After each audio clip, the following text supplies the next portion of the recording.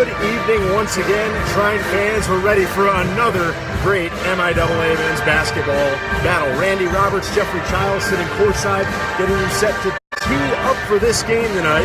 Trine in a perilous position as it pertains to the MIAA standings. As of now, 5-5 in the conference, second place in the league. But they're facing a Calvin College team, Randy, that has a lot of tradition, a lot of pride, 8-13 so far on the year, but they're coming in to spoil this for Trine tonight.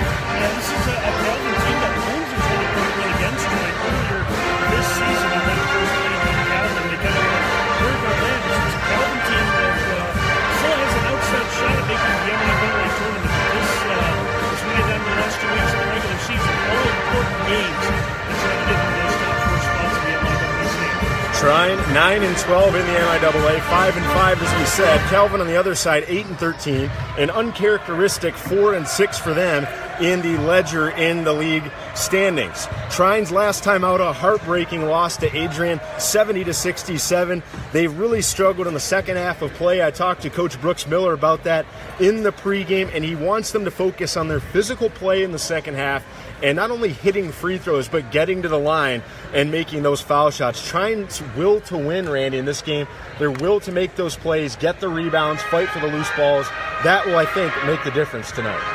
Yeah, it's really kind of an uncharacteristic season for Trine. This usually isn't the way they play, but they've really kind of struggled in the midst of a three-game losing streak. Several days ago, Coach Miller talked about when you had a chance to talk about it. And it's not that they've lost any of the play, but just unable to make big plays when they need to let something in there and step up. Trine's two of their last three games, they've lost by 4 points or less, and I think for them it's knowing when to shoot. Coach Miller told me this in the pregame. He said, not that we're a poor shooting team compared to previous years, but he said, we're still figuring out our identity, knowing when to shoot. Langston Johnson, at the end of that rivalry loss to Adrian, missed a potential game-tying three, and he was actually 0 for 4, 0 points in the game. Trine didn't score a point or a bucket the last 2 minutes and 37 seconds.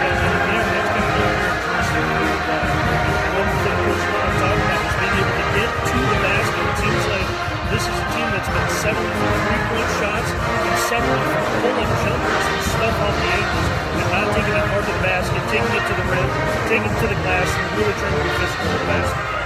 For Trine, the second half possessions and what they do are key. If they can get to the free throw line and sending players like Pete Smith to the line, as well as Langston Johnson, that will go a long way. Trine is only taking 334 free throws. That's sixth place in that category in the conference. Jason Clune and Maurice Hunter, they've shown they can be physical. Clune, of course, fighting for those loose balls in a lot of games that we've called this year. They're averaging one free throw taken a year, and they're facing a Calvin team tonight I should say, at the MTI Center that is shooting 73%. That's third from the line in the conference. Yeah, for Calvin, the average night for them is to go 11 of 15 from the free throw line.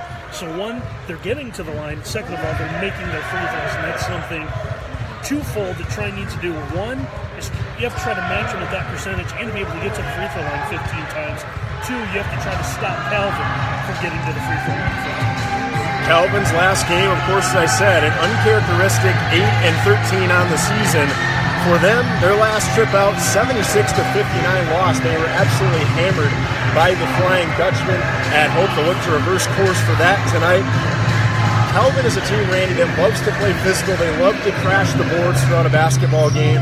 But Austin Bykirk and Alex Boss, they're two big 6'6" and 6'8" sophomore and junior. They are absolutely monstrous on the boards. Bykirk 7th in the league in rebounds, and for Boss, over 5 rebounds a game for him as well. Mo Hunter and Miles Copeland have got to match that aggressiveness and perhaps exceed it. Dare I say, Copeland has to be elite on the glass. And really everyone needs to. This is a Calvin team. It's averaging 40 rebounds a night, 12 of them on the offensive end. Rebounding, just about any coach in the country will tell you. Rebounding is two things. One, it's a mentality. And two, it's a team effort. It really is. It's not just one person. Yes, you expect the biggest guy on the floor to get most of the rebounds, but it's kind of a will thing. You have to build yourself to get in position, to out-hustle the guy that's in your way, to get every carry and every loose ball that you're going to get. And it's it's got to be a team effort. It's got to be done by all 5 guys on the floor, especially against, again, a Calvin team. It's really, really good at rebounding. Talking about some of the numbers some of the guys had. They have 4 players on this team that average between 4.5 and 6 rebounds a game. So they do it by committee. It is. It's a team effort. It's like what I talked about. Everyone's going to have to step up and do it, and that's something the Thunder's going to have to do. Another thing they'll have to focus on, we've seen portions of the season where the defense has shown improvement, especially when it comes to Langston and Pete Smith extending their hand, extending their arm, and guarding players out on the perimeter. I mentioned to Coach Miller in the pregame that it's going to be interesting where this game is decided because while Calvin, I think, has the size advantage down low, they also have players that can shoot from the three-point line, whether that's Tony Canoni, really Luke Morrison and Derek DeVries are 2 that can shoot the free, and they can be deadly from deep.